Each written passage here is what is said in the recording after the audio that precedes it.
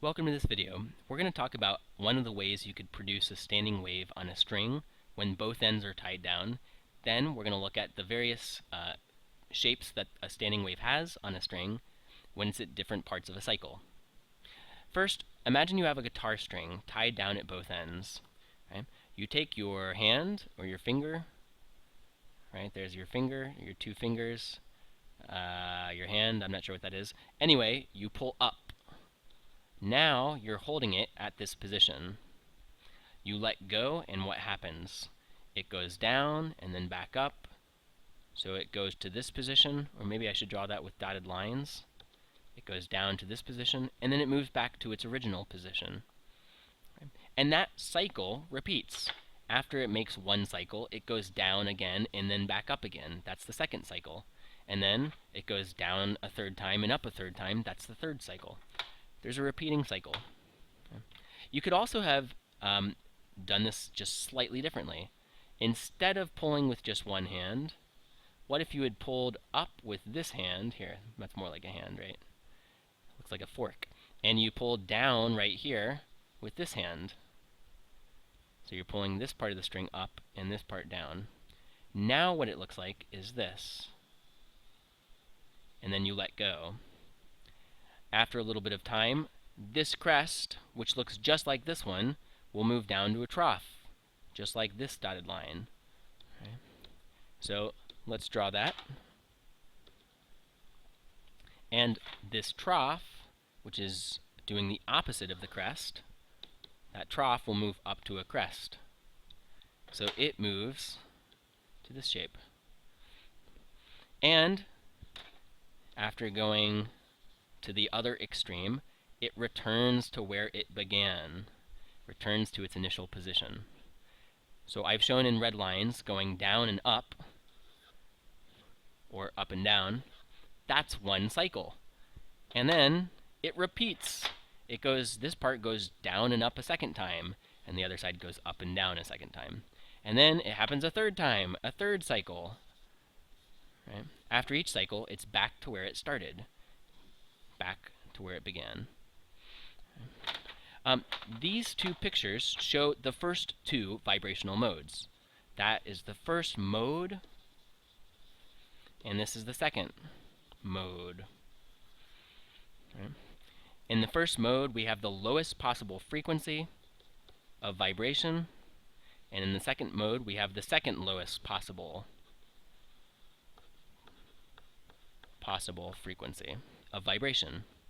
Another thing we could say, in the first mode, we have the fewest possible number of nodes.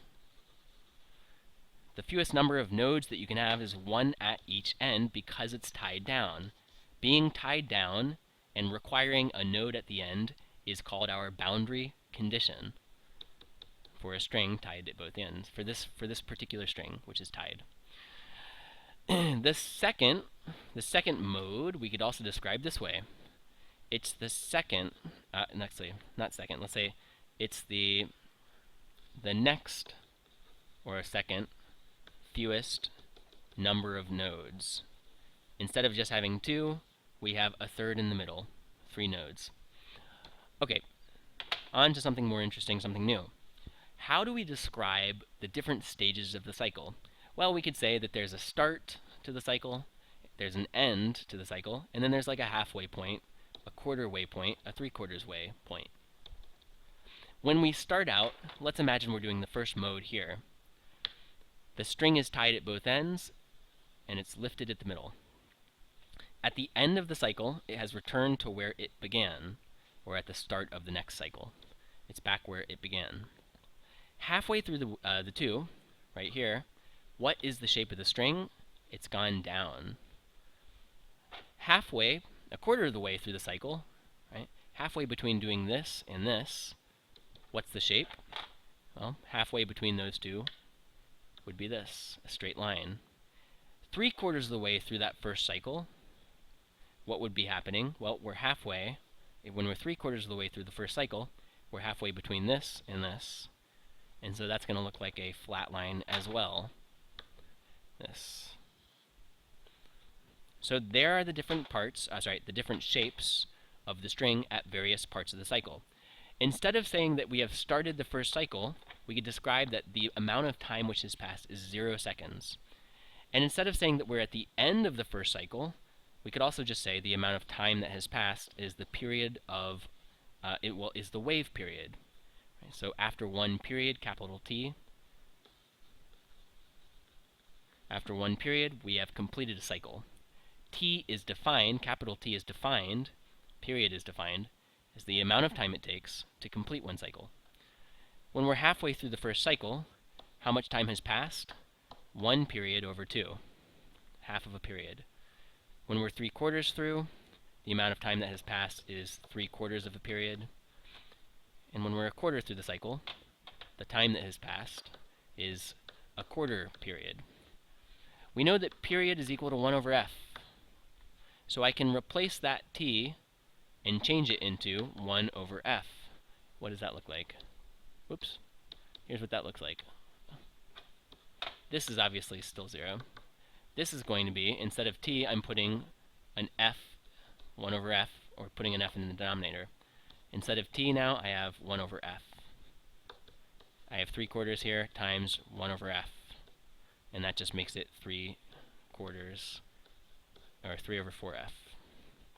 And here, we have just 1 over f. We could make the same drawings, not for the first mode, but for the second and third modes. So let's do that. Take these away. If the wave shape starts out like this, in the second mode, or let's do it this way. Why not? After one complete cycle, it's back down to here, back to where it started. After half a cycle, it's a mirror image of its original position. So a mirror image. This has gone up to here, and this has gone down to here after half a cycle. And that's what this shows. After a quarter of a cycle, it's halfway between the two shapes. It's halfway between this and doing this, which is a flat line. And in 3/4, it's halfway between doing this and this, which is also a flat line.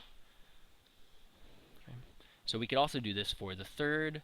The third mode would look like this. And then here it would be a mirror image.